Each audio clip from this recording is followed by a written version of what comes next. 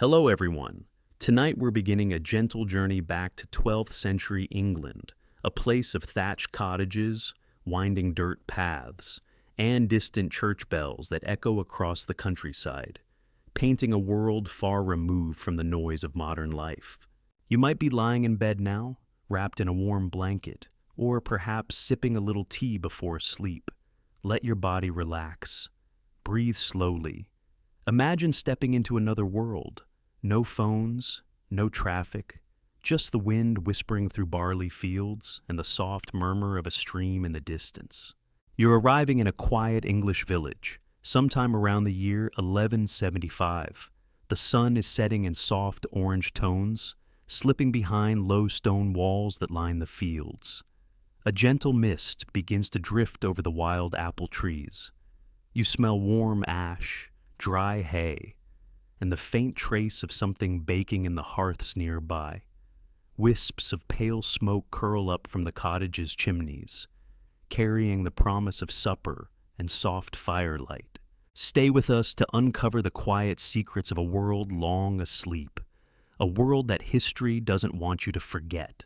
If you love history, tap like and subscribe to hear more relaxing stories. Just like this, I'd love to know where you're watching from. And what time is it right now? Where you are, drop a comment to connect. And if you're enjoying this story, hit like and subscribe. We need your support to keep telling these peaceful tales from the past. You walk slowly along a narrow dirt lane, your bare feet brushing against the soft dust that's gathered all summer. On either side, hedges of wild rose and blackberry frame the path like a living fence. A breeze slips through the leaves, carrying the scents of wheat and earth. You stop at a low fence outside a modest cottage. Its walls are daubed with sun-dried mud, cracked in quiet, beautiful patterns. The door is slightly bowed with age, held closed with a twisted rope. Inside, you hear the soft clatter of wooden bowls, a quiet laugh, the gentle stir of a spoon in stew. An older woman opens the door, sleeves rolled high, a wooden ladle in one hand. She sees you and smiles. Just in time, the turnip stew's nearly ready. You sit on a worn wooden bench. The wood smells faintly of resin and smoke, comfortable and warm. On the table still steaming dark bread, fresh butter wrapped in chestnut leaves, a simple jug of cider. In the corner, a sleepy gray cat rises, stretches, and curls back into its spot by the warm stones. "Where have you come from?" a little girl asks, holding a piece of hard cheese. You almost answer, but instead, you just smile. Because you didn't come from anywhere. Really, you're just passing through, like a gentle breeze on a quiet night. You hear the bell of the village church in the distance. It rings slowly, no hurry, no fear, just the sound of time. Historians still argue whether villages like this were truly happy. Most records only talk about taxes, famines, and disputes. But here you are, and you feel something else. You feel peace. You feel the breath of the earth and the rhythm of lives lived in time with the seasons. Outside, the sky deepens. Fog rolls gently over the vegetable patch. You see an old woman bending to pick the last of the mint. A man repairs the chicken coop with slow hands and old rope. Somewhere, children laugh, playing hide-and-seek behind the hay cart. There are no phones here, no unpaid bills, no blinking notifications, just the simple comfort of knowing that night is falling, and you are exactly where you need to be. A small dog trots across the yard, barking softly at shadows. In a heartbeat, it's swept up into the arms of a boy, cradled like a treasure. You take a deep breath, your muscles ease. You feel the warmth of the fire on your skin and the slow rhythm of your heartbeat echoing the flicker of candlelight. Everything is slower here, softer. Tomorrow's market day, someone says casually. You nod. You don't know what the next day will bring. But for now, you're ready. A new world waits for you, but not yet. Tonight, you're staying here, in this sweet stillness, in this 12th century village, where time drifts like mist over barley fields, and dreams are folded gently into sleep. You awaken to a soft light filtering through the small window above your bed. The air is cool and still, touched with the scent of morning dew, wood smoke, and something baking in the distance. Outside, the village stirs quietly, slowly like a living thing stretching after sleep. The cottage is simple walls of earth and timber, beams low enough that you duck slightly as you rise. A woven mat lies under your feet, made from rushes gathered along the stream. Nearby, a clay jug holds water drawn from the well the evening before. You splash some on your face, it's cold and shockingly fresh. Through the open door, you hear the sounds of life beginning. A cart creaks past on the road, wooden wheels clattering gently. A hen clucks nearby. Somewhere, a boy calls out for his goat, stretching the vowel in a sing-song way, as if the animal might respond in rhyme. You walk out into the early light. Mist still clings to the fields like a wool blanket the earth hasn't shaken off. You pass a woman carrying firewood, her hair tied in a rough braid, her hands wrapped in cloth. She nods at you, and you return the gesture, though no words are needed. Your feet find the path to the manor house. It's not a castle far from it. The lord of this village lives in what today might feel more like a large farmhouse, though to those around, it's the center of life. He is rarely here in person, but his steward, a careful man with neatly combed hair and soft leather shoes, manages the land on his behalf. You arrive just as the small household begins its morning rhythm. A boy sweeps the hearth, humming a tune that sounds like it's been passed down for generations. A girl polishes pewter cups while eyeing a wedge of cheese nearby, trying not to seem too interested. Inside the hall, a cook stirs a pot over a stone hearth, thick smoke curling toward a hole in the roof. The air smells of barley porridge and thyme. You're handed a bowl simple, steaming, earthy. You eat slowly, listening to the hum of the manor. Someone sharpens knives. A woolen cloak is aired out for the coming frost. Mind the hearth, a woman says, motioning for you to step aside as she lifts a heavy pot. You move, watching how her hands know every groove in the stone. There's no waste of motion. Every action is practiced, smooth. You glance around and notice something odd tucked above a rafter is a small bundle of herbs, tied with red thread. Lavender, maybe, or sage wards off bad dreams. Someone whispers behind you, as if sensing your curiosity. Old custom. Works, too. Historians still debate whether such beliefs were truly widespread, or simply remnants from older, rural traditions. But here, it feels completely natural. You nod. Why not? You step out again, bowl empty, warmth in your chest. A light fog has begun to lift, revealing rows of fields beyond the village. Far in the distance, sheep dot the hills like soft stones. The manor's workers are already heading to the fields, carrying baskets, sickles, and spades. Someone passes you with a broom made of bundled twigs. He stops. You're headed to the barns. You nod, though you weren't sure you were until now. He points the way with a smile. They'll put you to work. Don't worry, nothing too heavy today. The path takes you past low stone walls and moss-covered troughs, where pigs root through leftover barley mash. The barns are simple timber-framed, roofs of straw, but they breathe a kind of quiet dignity. A cow moos, deep and low, and a rooster hops along a fence, inspecting you like an official greeter. Inside the barn, a girl your age is arranging hay. She smiles at you, then hands you a wooden rake without a word. It's not hard work, not today. You move together in rhythm, side by side, as dust rises in shafts of morning light. Every so often, a beam creaks above, and you both look up just in case. A few boys lead a new calf into a pen. The little creature is all legs and uncertain steps, sniffing the straw with exaggerated caution. One boy scratches its ear, and the calf leans into the touch, surprising him into a laugh. You take a break and step outside. The sun is higher now, warming your shoulders. The village bell rings again this time, not for prayer, but simply to mark the hour. It's a soft sound, like someone calling out in a dream. There's something odd hanging from one of the fences, a small woven object, shaped like a bird. Wish token, someone tells you. We make them from straw. Leave one for every hope. Might take root, might not. You wonder what kind of wish you'd make in a place like this. Something quiet, perhaps. Something that doesn't shout. Nearby, an old man sits carving a spoon from a block of ash wood. His hands move slowly, but they know what they're doing.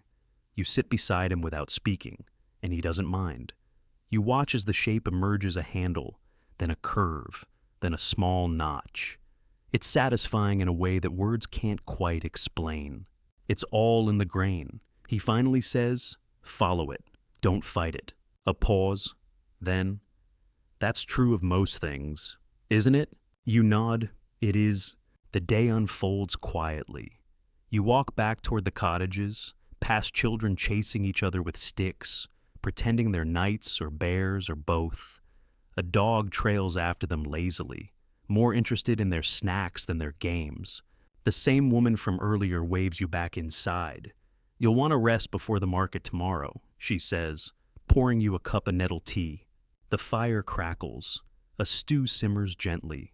Outside, the sky begins its slow descent into gold. You settle into the woven mat again, muscles tired but soft. A sense of calm settles in your bones like warm rain on dry ground. In the quiet hum of this small world, time moves differently, slower, kinder. You breathe in the scent of bread, smoke, and the faintest hint of mint from the rafters above. It's going to be a good night. The next morning greets you with a hush of anticipation. Even before the sun is fully awake, there's a different energy in the air, a hum beneath the silence, a soft stir among the rooftops. It's market day. You rise from the woven mat and stretch. The air is cool on your skin, and a gentle breeze creeps through the thatch above, carrying the scents of baking bread, damp earth, and, is that rosemary? Outside, the village begins to move, not with the clamor of urgency, but with quiet purpose. From every cottage, someone emerges carrying a basket, a bundle, a carefully wrapped bundle of cloth. You step out and join the flow, your feet brushing through soft grass and old ruts in the road.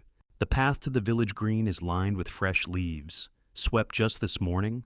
Along the way, you pass a woman balancing eggs in a basket woven with reeds. Hope none of these get ideas. She chuckles. Last week, one tried to hatch. Someone else walks by, carrying 3 wheels of cheese stacked like strange, delicious coins. You can't help but smile. Market day here isn't just about trade, it's about stories. You arrive at the green just as the first stalls are unfolding. They're simple wooden tables, some covered in cloths dyed with madder and woad faded now, but still cheerful. The merchants are few, mostly locals from nearby villages, but each one has something to offer: apples stacked in tidy pyramids, bundles of herbs tied with string, wooden toys carved with tiny details. One table in particular catches your eye. It's covered in small pots glazed in pale blue and green and filled with thick, golden honey. The woman behind the table gives you a wink. From the bees near the abbey, they sing Latin hymns to the hives, she says, deadpan. You laugh, but she doesn't blink. Maybe she's serious. Maybe the bees are just that refined. You wander from stall to stall. Someone offers you a slice of pear, perfectly ripe. Another hands you a cloth square of sugared plum. Your fingers brush hand-woven linen, and you feel its texture soft, coarse, warm like sun-baked stone. There's a small bell made from twisted metal and a carved flute that makes a sound like bird song when you blow it. You take your time. There's no hurry here. Near the edge of the green, a man is selling ink and parchment. His teeth are stained with blackberry, and he gestures proudly at his wares, fresh from the abbey's own scraps. They don't like mistakes, you see, but ink's expensive, so he shrugs. Waste not, You wonder how many forgotten thoughts have been scraped off those pages, how many letters never made it home. A group of children run past you, chasing a wooden hoop with a stick, laughing so hard they can hardly breathe. A dog joins them briefly, then decides the bakery smells more promising. You notice something odd at a table near the well. It's a small mirror, its surface more polished metal than glass set in a bone frame. The man selling it leans in, conspiratorially, came from the coast, French, maybe, or Moorish, or cursed. He grins. Only 5 pennies. You shake your head, smiling. The price is too steep for both wallet and soul. Historians still argue about what sort of goods would have actually been traded in a village like this. Some say most people never left their own parish, never owned a coin, but you see people exchanging apples for cloth, cheese for eggs, a laugh for a story. Maybe not everything has to be written down to be real. As the sun climbs, the green grows lively. A group of young girls perform a dance hands joined, skirts swirling, feet tapping in a pattern older than anyone can remember. Their mothers watch from benches, hands busy with mending or shelling beans, eyes soft and distant. A boy stands under a tree, playing a wooden whistle. The notes are simple, but sweet. A few chickens gather at his feet, perhaps mistaking him for the sun. A rooster stares at him with what you can only describe as envy. At midday, a man in a faded blue tunic stands in the center of the green and announces, "Time for the jokes." Everyone quiets.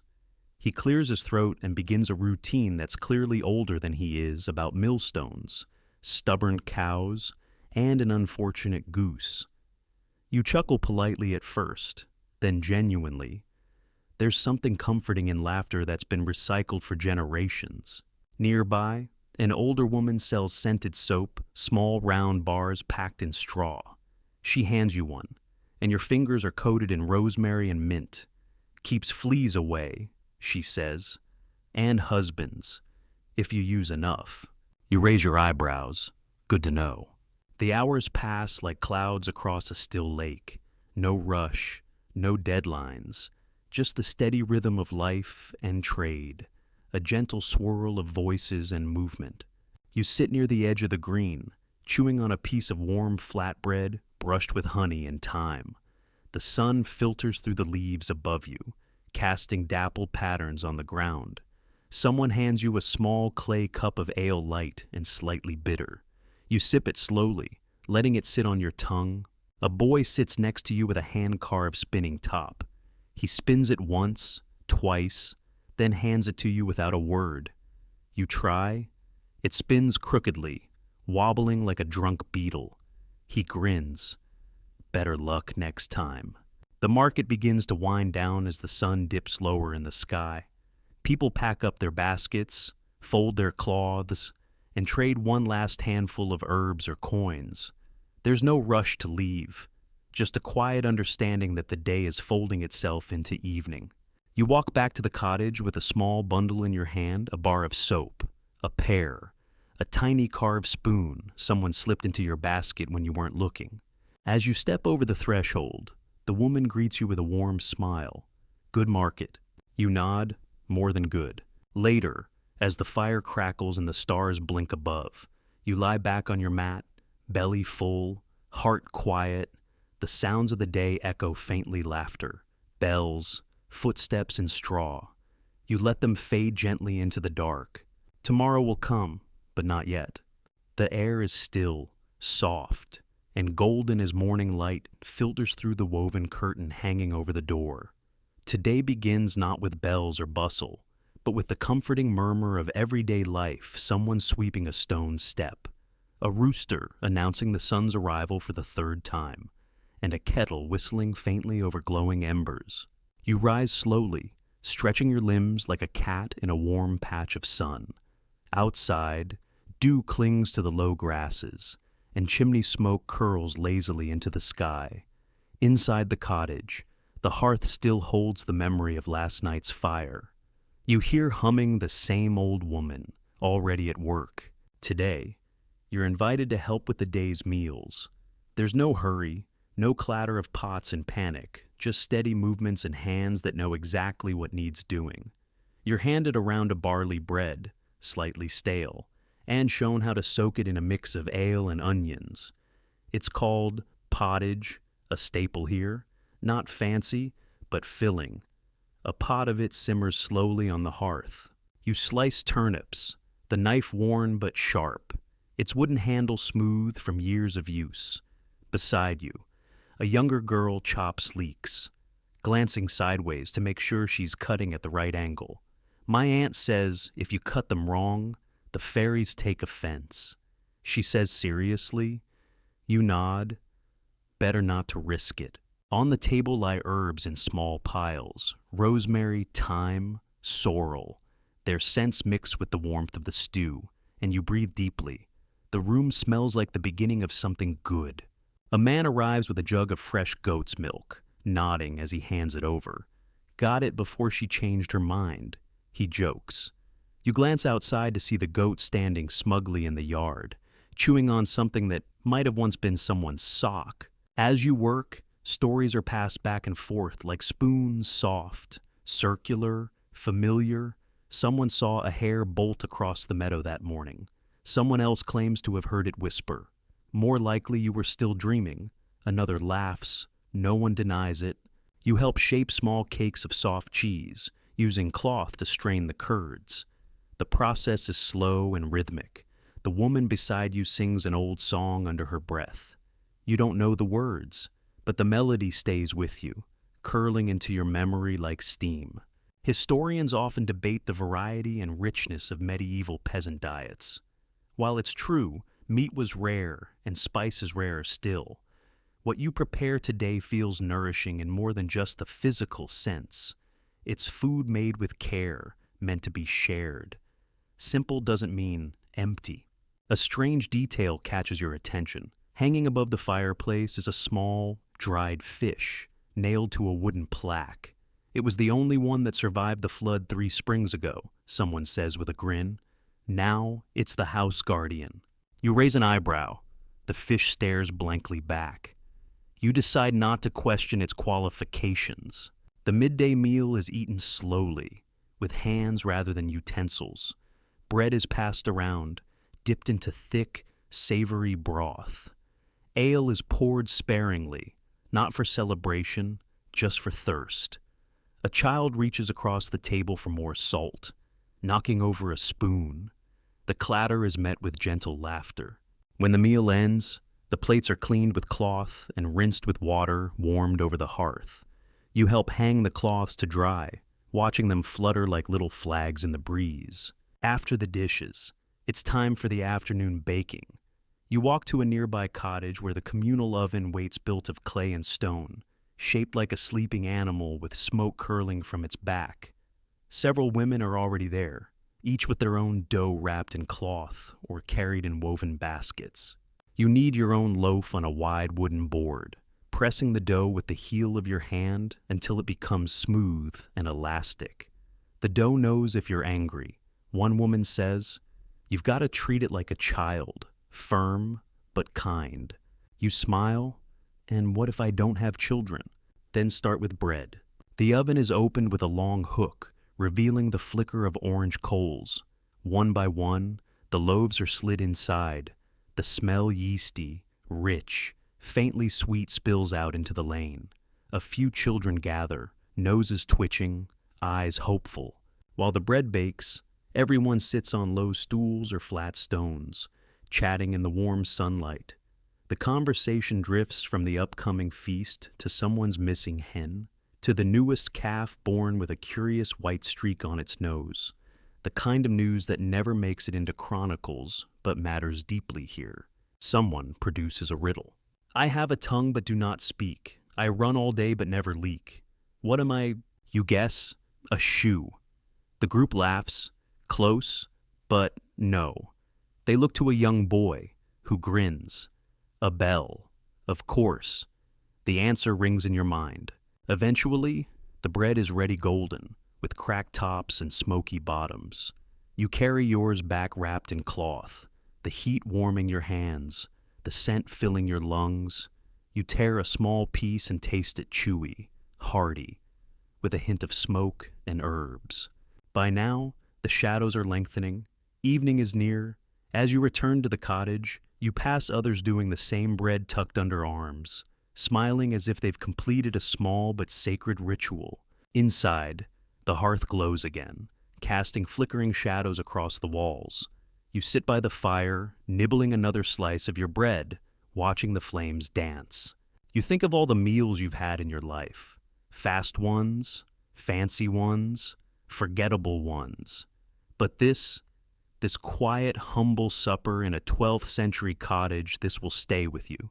As night draws its dark curtain, the village grows still once more, and you, wrapped in warmth and the smell of wood smoke and baking, feel ready to drift. Another day waits just beyond the horizon, but for now, you rest. The sun is barely more than a promise beyond the hills when you step outside, wrapped in a wool shawl against the crisp air. Dew still clings to every blade of grass, shimmering silver in the early light. Today, you're joining the others on a quiet walk, something halfway between a journey and a ritual. The villagers call it simply the walk to the abbey. It's not far just past the meadows, through the low woods, and along a stream that winds like a lazy ribbon. Some take it for prayer, others for herbs, a few just like the way the light filters through the trees. Your path begins near the edge of the village, where the cottages start to thin and fields open like wide breadths of land. A group gathers slowly, quietly, no one hurries. There's no need. Each person carries something, a basket, a staff, a walking stick that looks older than its owner. You're handed a small bundle of cloth, inside 2 pieces of bread, a bit of cheese, and an apple so red it almost glows. You start walking. Birdsong follows you, calm and varied, like background music no one composed. You pass between hedgerows heavy with wild berries and rose hips. A rabbit darts across the path and disappears into the tall grass. Somewhere ahead, you hear the gentle rush of water. An older man begins to whistle, low and tuneful. It sounds like a lullaby for the road. Others join in, not with words, but with presence, feet moving in time, breath slowing to match the rhythm of the earth. The path dips into a small wood, and the canopy above filters the light into a green, dapple shade. Here, the air smells of pine and moss, sharp and earthy. A girl reaches out to touch a dangling vine. This one sings when it rains. She says, "You listen. It's silent for now. But you believe her?" You come upon the stream at last, a narrow band of clear water that sparkles like someone spilled stars into it. Smooth stones line its banks, and the group pauses to rest. You sit on one, feeling its chill seep through your clothes. A woman beside you pulls out a cloth bag and begins to gather herbs. Mugwort, she explains, holding up a long stem with feathery leaves, for dreams. If you hang it over your bed, they come softer. You help her identify a few others: plantain, yarrow, violet leaves. These were here before the abbey, she says softly, before the village. Even the land remembers. It's a strange thought, comforting, the idea that long after people move on, the plants remain, quietly doing their work. You hear distant bells, just 3 soft chimes, blown your way by the wind. Someone sighs. They've begun morning prayers. You imagine the abbey cool stone floors, candles flickering, voices rising in Latin, gentle and distant. You don't go all the way there today. The abbey sits on private land, and the steward prefers the villagers keep to the woods. But you stop at a clearing where you can see its tower, just a thumb length above the trees. It's enough. The group spreads out on the grass. Someone unpacks a small loaf and slices it thinly.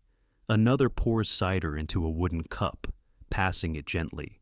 You eat your apple, bite by bite, letting the juice linger on your tongue. It tastes like sunlight and leaves. Nearby, 2 boys wade into the shallow stream, laughing quietly.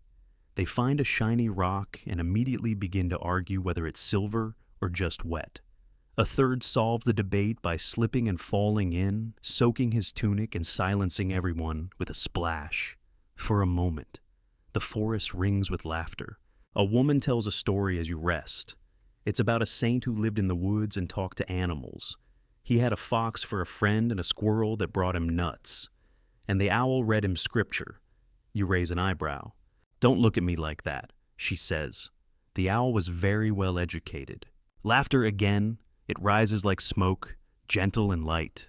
Historians still debate whether medieval villagers were truly spiritual or just superstitious. But what you feel here, this reverence, this quiet respect for trees and bells and bread, it doesn't seem like fear. It feels more like belonging.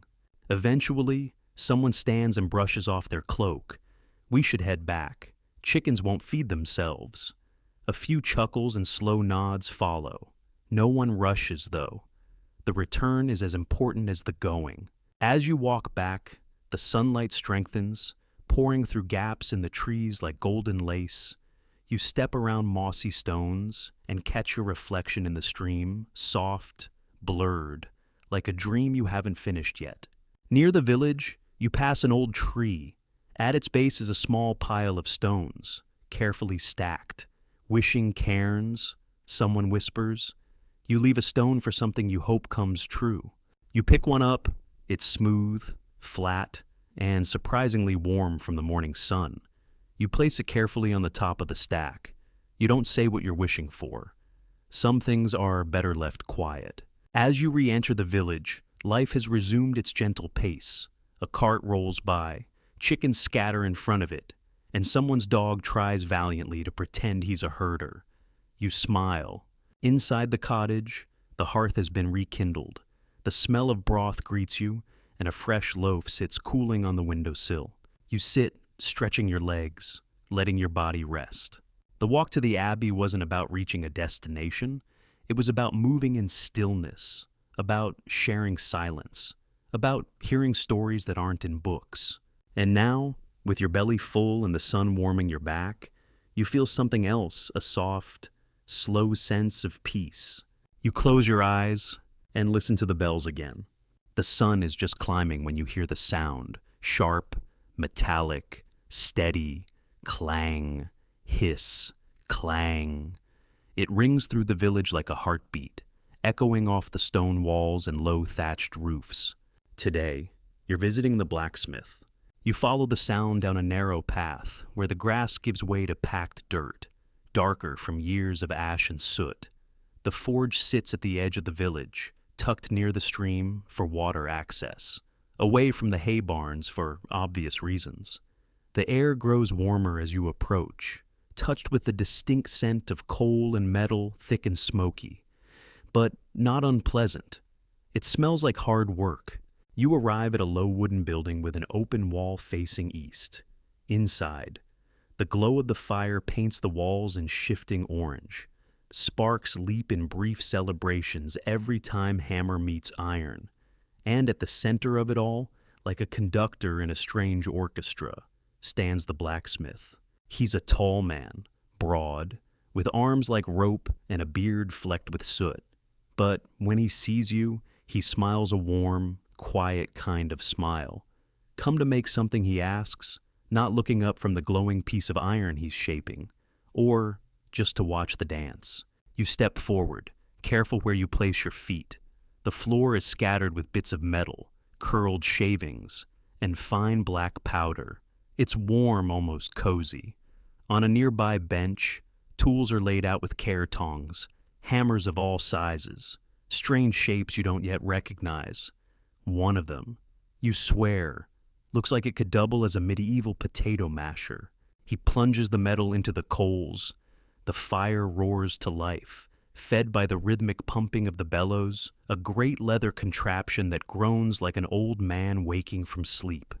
The iron glows bright orange, nearly white at the tip, and then, with practiced grace, he lifts it, lays it on the anvil, and strikes. Clang, clang, clang! The sound is surprisingly musical, not harsh, but resonant like a giant church bell broken into short phrases. "You want to try?" he asks suddenly. You hesitate. "I might ruin it." He shrugs. Everything's ruined before it's made. He hands you a smaller hammer and guides you to a second anvil. Together. You place a cooled piece of iron across it, a scrap. He assures you, "You won't anger the king with this one." You grip the hammer, raise it, and bring it down. It's heavier than you expect. The vibration travels up your arm, not painful, just alive. You strike again, trying to match the rhythm he demonstrated. It's clumsy, but he nods approvingly. "Better than my apprentice's first swing." He hit his own foot. He pauses. Twice. You laugh, and with that, the forge begins to feel less intimidating and more like a workshop of stories. On the walls, you spot various projects, horseshoes stacked like silver smiles, candle holders with twisted handles, and a spearhead sharpened to a shimmer. Hanging from a beam is a delicate iron leaf clearly not functional, but beautiful in a way that makes you stop. He notices, "That one's mine." Sometimes it's nice to make something just for the look of it. Historians sometimes assume medieval smiths were purely utilitarian makers of weapons, tools, chains. But here, in the warm glow of the forge, you see the artistry, the personality. This is as much about creation as it is about survival. A small detail catches your eye, a horseshoe, slightly bent, with strange carvings etched into the curve. You pick it up. "Ah," he says, grinning, "that one's a charm, old superstition. Hang it above the door. Keep the spirits out." He taps his chest. "Don't tell the priest." You nod solemnly. "Your secret's safe with me." Later in the day, the apprentice arrives, a boy of about 15, cheerful, red-faced, and already smudged with ash. He nods at you, then quickly starts working the bellows with practiced ease. The fire flares again, and the rhythm resumes. You help carry some finished work to the front of the forge, mostly nails and hinges to be traded later at the market. Each piece is stamped with a tiny mark, a curled line, like a flame or a fern. "His maker's mark," the apprentice whispers. "Every smith has one, so you know who to thank or blame." Outside, the village continues its quiet rhythm. You hear a distant bleat, a cartwheel turning, the low thud of grain sacks being unloaded. But here, inside the forge, time seems different. It ticks not in minutes, but in strikes, each one building something new, even if slowly. As the sun climbs, the blacksmith offers a jug of small beer. You sit in the shade beside the forge, drinking slowly. The apprentice tells a story about a horse that refused to wear shoes, kicking off each pair until they gave up, and named it Barefoot. "Still the fastest in the valley," he adds proudly. A moment of quiet passes. Then the blacksmith speaks. Almost to himself, iron teaches patience. You can't rush it. You heat it too fast. It cracks. Strike it too soon. It bends wrong. He glances at you. Same with people. Maybe. You nod. He hands you something wrapped in cloth. You open it. Inside is a simple hook, roughly made but perfectly functional. "Your first forge piece," he says. "It won't win prizes, but it'll hang your coat." You run your thumb along the edge. It's not perfect, but it's yours. As you leave the forge, your ears still ring faintly, not uncomfortably, but like a song you're still humming. You carry the hook in your pocket, warm from the fire, and smile. You've made something, and in doing so, something's been made in you. Evening returns to the village like an old friend, familiar, slow, and welcomed with open arms. The sky begins to shift into softer tones, pale pink, washed lavender, the lightest blue you've ever seen. A breeze rolls over the thatched roofs, lifting loose threads and carrying the faint scent of peat and wild mint. You walk back toward the center of the village, past a flock of geese waddling single file like monks on a strange pilgrimage. One stops in the road and stares at you, head tilted, as if waiting for a formal apology. You bow slightly. It nods once and waddles on. As you pass the cottage near the mill, you hear it the gentle strum of a stringed instrument, maybe a lyre, maybe just a well-loved bit of wood with a few good strings. Notes float lazily through the air like dust in candlelight. Then a voice joins, soft and unhurried, singing in a language you half recognize. Inside, people are gathering near the hearth. This is no grand event, no holiday or festival, just a village evening. And that is reason enough. You're pulled inside by the warmth of the fire and the even greater warmth of company. The room glows in amber tones. Shadows flicker on the walls like quiet dancers. Everyone finds a place to sit on benches, low stools, floor mats. The old cat from your first night here is curled near the fire again, slightly singed on one side, but wholly unbothered. A woman in the corner begins humming. Another joins her, then a third.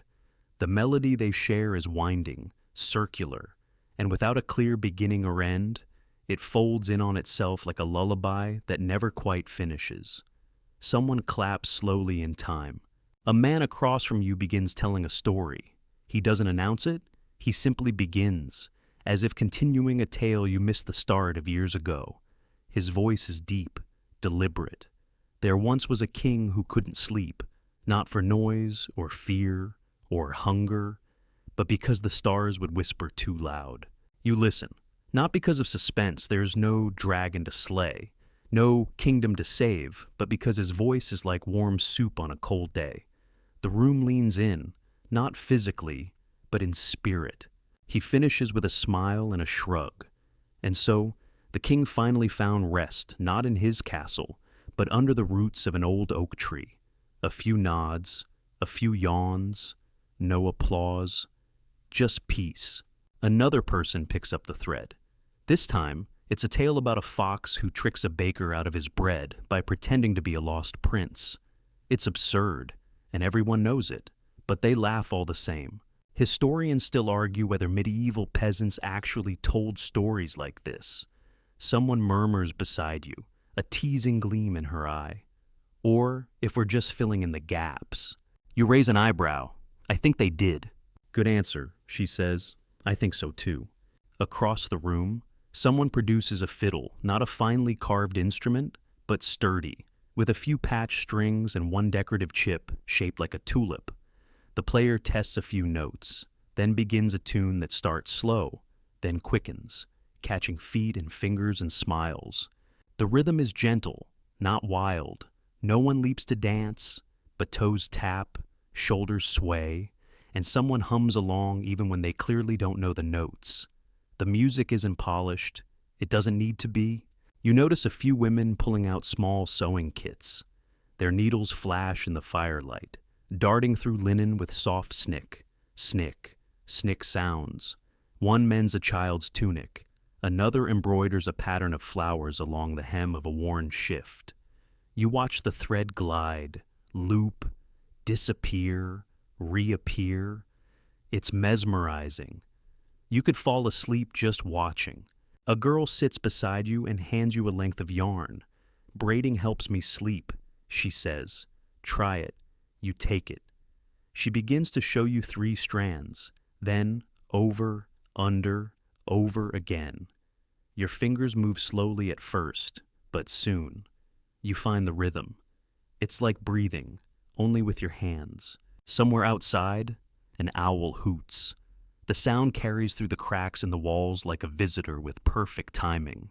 Another tale begins, this one older, deeper. It's about a woman who spoke with trees, who could heal animals with her hands and see dreams in river water. She lived alone, the storyteller says, but never lonely.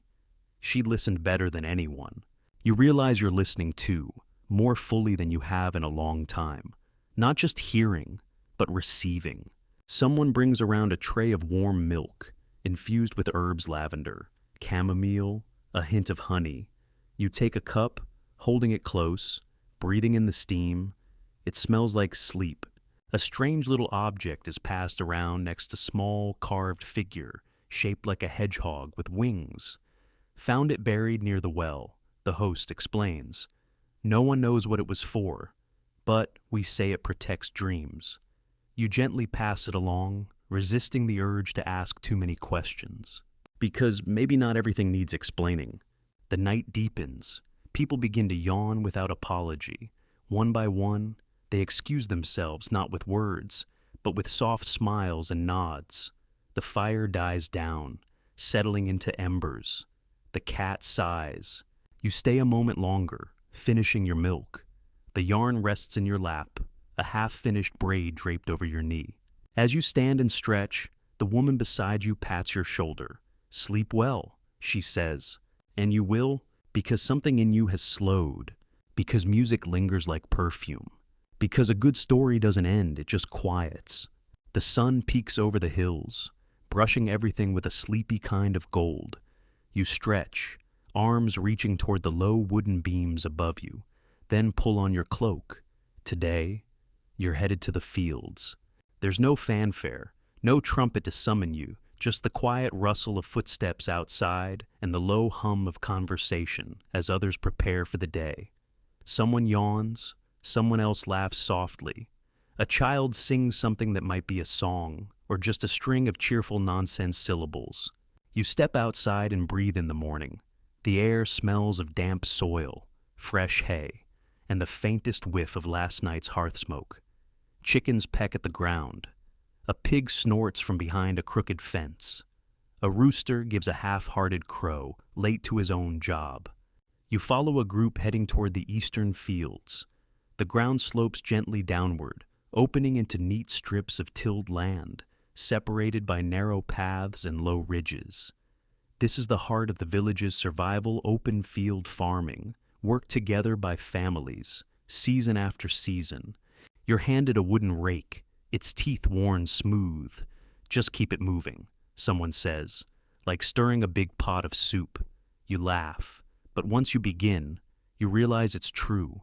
The rhythm of raking is steady, almost meditative. Swish, drag, swish, drag. A pair of oxen plod slowly past, pulling a plow guided by a man with thick hands and a face that looks carved from weather.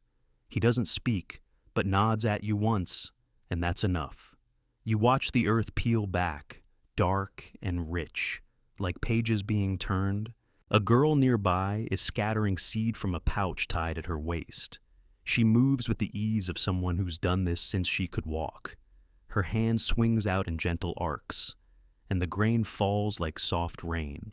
You bend to help gather stray bundles left from the last harvest, bits of barley, stems of wheat, the occasional hidden thistle that bites your palm in protest. You suck your finger, and someone nearby grins. Now you're baptized, they say. You all pause mid-morning for a rest. People gather at the edge of the field beneath a willow tree, sharing water from a clay jug and small rounds of oat cake wrapped in cloth. One woman has brought pickled onions, and the smell makes your mouth water instantly. She offers you one. It's sharp, tangy, and wakes you up more than any strong drink. Nearby, a boy sits carving something from a stick. You ask what it is.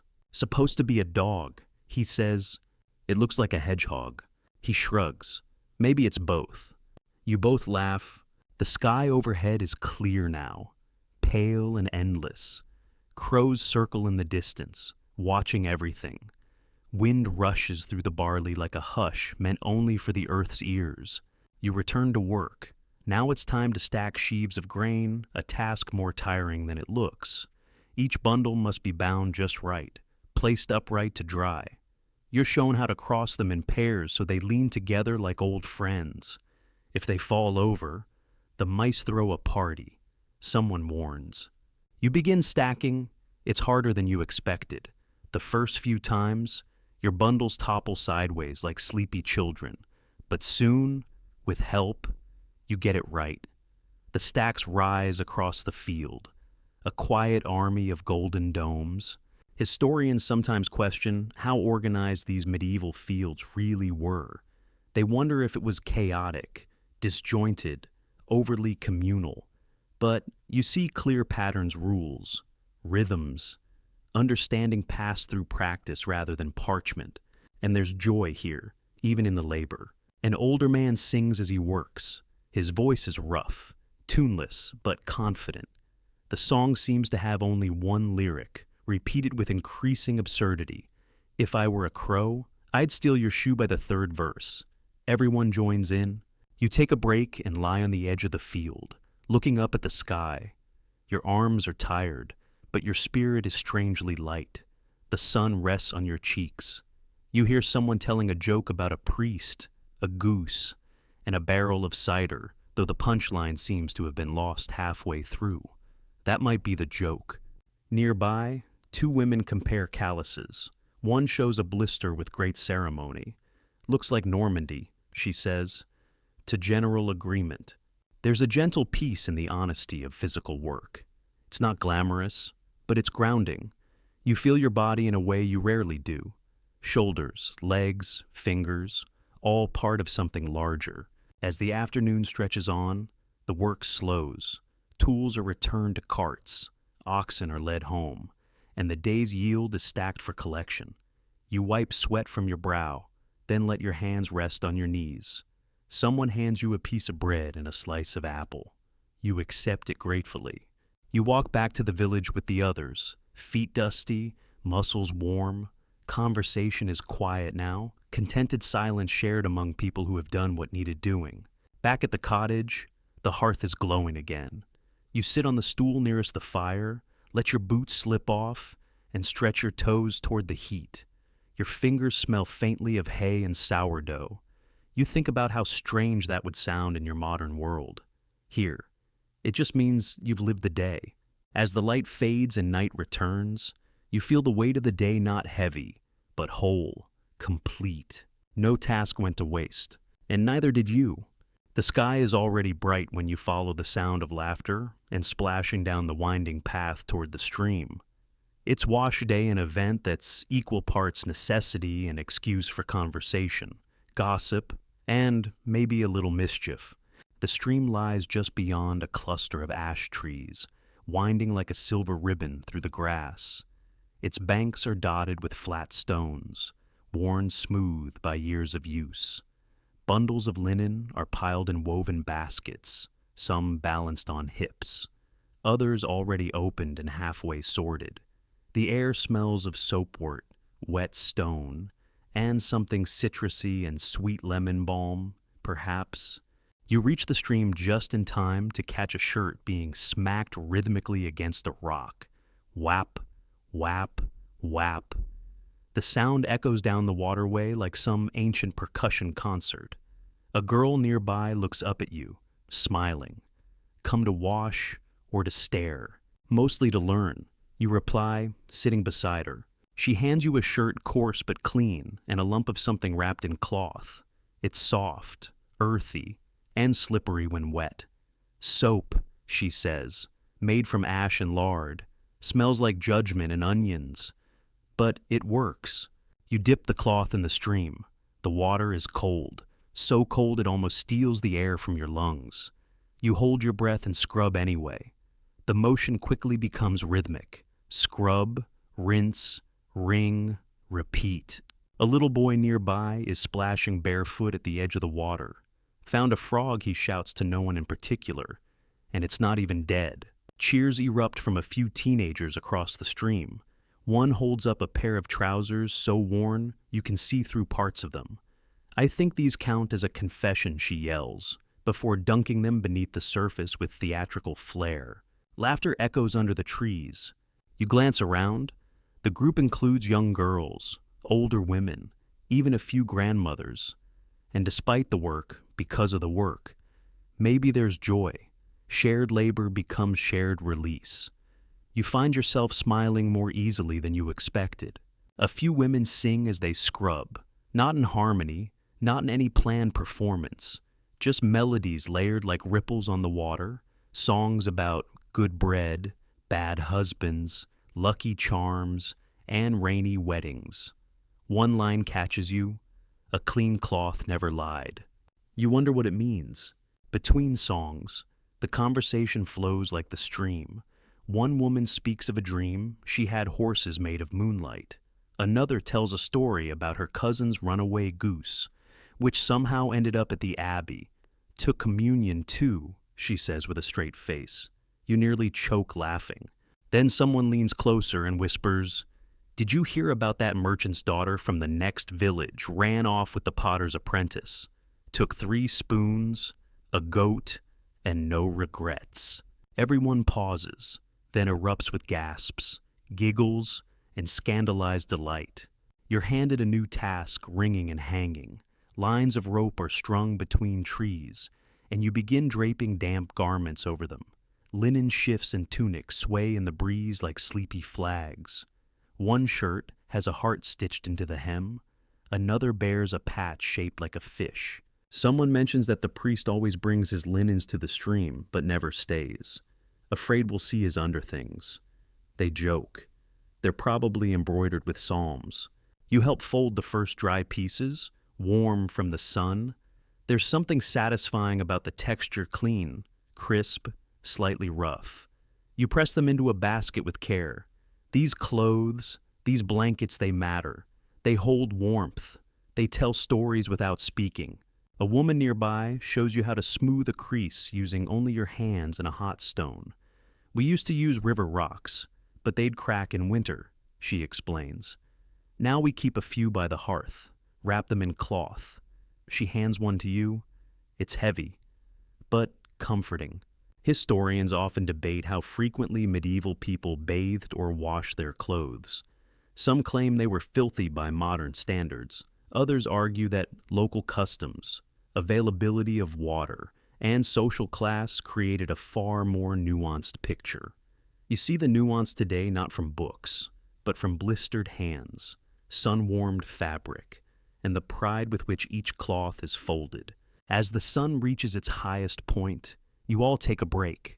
A basket appears, filled with small pies wrapped in cloth. You bite into one apple and sage, with a hint of pepper, surprisingly delicious. One woman passes around a flask of something strong, just enough to bless your lungs, she says. You sip and cough, which earns a cheer. Then, as suddenly as it started, the work winds down. The clothes are hung, the baskets lighter. People begin to wander back toward the village in 2s and 3s, chatting, humming, carrying the satisfaction of clean linen and a half-dozen new stories. You linger a moment longer by the stream, dipping your hand into the water. It's warmer now, kissed by the sun. You imagine all the stories it's carried, words, songs, confessions, laughter. A girl from earlier pauses beside you. "See that tree," she says, pointing to a gnarled trunk nearby. If you whisper a wish under it while hanging laundry, it's supposed to come true. You raise an eyebrow. Does it work? She shrugs. Depends on the wish. You whisper something anyway. Later, back in the cottage, the scent of sun-dried cloth fills the room. You lie back on your mat, arms pleasantly sore, fingertips still smelling faintly of soap and mint. You close your eyes and dream of moonlight horses, embroidered secrets, and a frog that might not be dead after all. The sun has barely risen, yet the village is already buzzing not with urgency, but with that slow, joyful momentum that comes before something special. Today is no ordinary day. It's the eve of midsummer, and preparations for the festival have quietly begun. You step outside into warm morning air. Dew clings to your shoes as you make your way to the green, where voices drift like birdsong, low, cheerful, purposeful. You join a group already busy collecting branches of birch and bundles of wildflowers, ox-eye daisies, cornflowers, and tall sprays of meadow rue. "Grab some nettle, but don't grab too hard," says a young boy, holding up his reddened hand. You chuckle and step carefully, your basket gradually filling with blossoms and leaves. The whole process feels like gathering laughter off the ground. Back at the green, garland making is in full swing. You're handed a length of twine and shown how to twist stems together. The trick, apparently, is not to pull too tight flowers like a little breathing room. Like people, someone adds, winking. Soon, Wreaths of flowers begin to form, some for doors, others for heads, a few for the tops of walking sticks. One woman makes a crown for her dog, who accepts it with a resigned sigh and lies down dramatically, as if carrying the burden of beauty is simply too much. Children run barefoot across the grass, giggling as they attempt to braid long chains of clover. One proudly presents a garland that is mostly grass and one very confused toad. He volunteered, she insists. The toad seems unconvinced. You're asked to help with the maypole. It's a tall, straight birch trunk, already stripped of bark and planted into the center of the green. Long ribbons, red, blue, yellow, and green, are tied to the top, fluttering like little stories in the wind. Someone hands you a hammer and a few iron nails. We'll need hooks for the lanterns, they say, and no bending them like last year. You work slowly, carefully, the blacksmith's rhythm still in your hands. Tap, pause, tap, turn, tap. The sound is softer here, more ceremonial than functional. A table is set up beneath the trees, wooden, long, and empty for now, but soon to be covered with bread, cheese, honey, and mugs of warm cider. A woman kneels nearby, weaving tablecloths of linen and wild herbs. Keeps the flies off, she mutters, and adds fragrance. That's my trick. You offer to help arrange bundles of lavender and rosemary along the table's edge. The scent is comforting, sharp and clean, like the memory of a warm bath. Later, a few musicians arrive with their instruments: a lute, a set of small drums, and a reed flute that squeaks its first note before settling into tune. It needs to wake up, the flutist says, just like us. As the musicians rehearse, others begin practicing their steps for the ring dance. You're invited to join. The dance is simple, circular, patterned: 2 steps left, 1 step back, turn and clap. The rhythm isn't perfect, but that seems to be part of the charm. Just don't fall into the fire pit. Someone advises, it ruins the mood. Historians continue to debate how elaborate peasant festivals truly were. Some argue they were modest, local affairs. Others suggest they were surprisingly rich with symbolism, song, and regional flair. Today, you see both practical effort mingled with quiet joy. It's not about grandeur, it's about gathering. It's about the heartbeat of a community. You break for midday rest beneath an oak tree whose leaves twitch in the breeze. Someone hands you a small pastry filled with cheese and sage. You take a bite, flaky, salty, perfect. It's not a feast without butter, the baker announces, and it's not midsummer without pastry. A rooster struts past, feathers fluffed like he owns the whole village. He pauses, eyeing your pastry. You hold it higher. Not today. You whisper. He glares, then retreats with great dignity. In the afternoon, attention turns to lighting the lanterns. Small clay bowls filled with oil are arranged along the green's edge, each with a floating wick made from scraps of wool. Children are assigned the task of guarding the matches. "This is power," one boy declares, cradling his matchbox like a royal scepter. Nearby, a man is preparing something mysterious over a low fire, a large pot of what appears to be spiced ale, bubbling slowly and filling the air with notes of clove, cinnamon, and something floral. "It's a family recipe," he says proudly, "guaranteed to make you sing louder than you meant to." A girl sits cross-legged, weaving a chain of daisies while humming softly. She looks up and says, "They say if you sleep with one of these under your pillow tonight, you'll dream of who you'll marry." You glance at your garland. "I might end up dreaming of the toad." She shrugs, "Better than some men." As the sun begins to lower, you look out across the green. The maypole is ready, the food is being laid out, the lanterns are in place, and above all, there's that slow, rising feeling like something joyful is about to begin. You return to the cottage to clean up, your hands still smelling of rosemary and sap. You find a fresh tunic folded neatly, your name, or something like it, stitched into the corner. You smile. Back on the green, people are beginning to gather. Some wear garlands. Others carry instruments. A child chases fireflies with a wooden spoon. It's not dark yet. The music hasn't started. But the village is ready. And so are you. Dusk settles over the village like a silk shawl, soft, shimmering, and edged with gold. The last of the sunlight paints the treetops in warm amber as lanterns are lit one by one, their gentle glow flickering like tiny stars dropped to earth. The air is warm, but touched with the cool promise of night. You walk slowly toward the green. Everything is different now. The space you helped prepare earlier has transformed into something magical, not grand, not theatrical, but quietly enchanting. The maypole stands at the center, ribbons gently swaying in the breeze, surrounded by circles of fresh-cut flowers and evergreen boughs. Garlands hang from low tree branches, catching the light. People arrive in groups, their laughter low and warm, like the crackle of a nearby fire. Some wear simple tunics with fresh wreaths on their heads. Others have gone full festival faces painted with berry juice, belts adorned with tiny bells that jingle softly when they move. One man wears a full cape made entirely of stitched-together flower petals. It's bold. Someone whispers behind you. It's ambitious. Someone else adds. You find a spot beneath a tree and sit, taking in the scene.